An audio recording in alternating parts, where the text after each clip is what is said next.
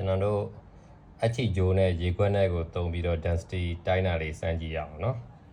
ပထမဦးဆုံးရွှေကို4ချိန်ချိန်ကြည့်လိုက်ပါမယ်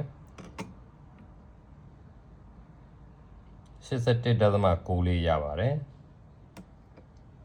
ပြီးရင်ရေခွက်ကိုချိန်ဝင်ပေါ်တင်ပါမယ်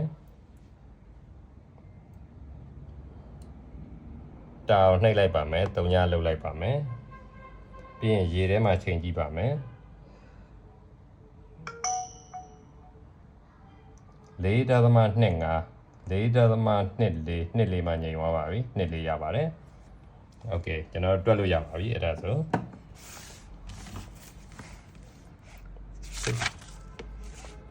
81.94အစား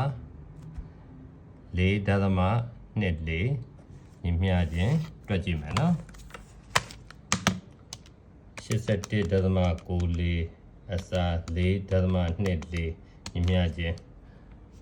19.32ရပါတယ်ဒါဆိုရင်ဒီရွှေကအခောက်ပြည့်ပါတယ်ဒါကိုမှ density ချိန်ခွင်လေးတစ်ခုရှိရုံနဲ့တင်အချီဂျိုးရဲ့ရေခွက်ရဲ့တုံးပြီးတော့ဘာမှအပိုထပ်မကုန်မနဲ့ density ကိုတိုင်းနေနီးပါပဲစမ်းသပ်ကြည့်ပါအရေးကြီးတာကဒီကျိုးနဲ့ရွှေတုံးလေးကိုခြီတဲ့အချိန်မှာရွှေတုံးလေးကိုငြိမ်အောင်ခြီနိုင်ဖို့လိုပါတယ်မငြိမ်လို့ရှိရင်လှုပ်နေရွှေကျန်းငြိမ်မှာမဟုတ်ပါဘူးကျွန်တော်ကတော့ဒီလိုခြီပါတယ်ဒီလို green လေးလှုပ်ထားလိုက်ပါတယ် green လေးလှုပ်ထားလိုက်တော့ခြီတဲ့အချိန်မှာပို့ပြီးတော့ငြိမ်ပါတယ်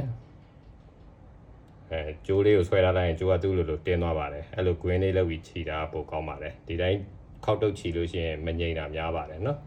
ကျေးဇူးတင်ပါတယ်စမ်းသပ်ကြည့်ကြပါ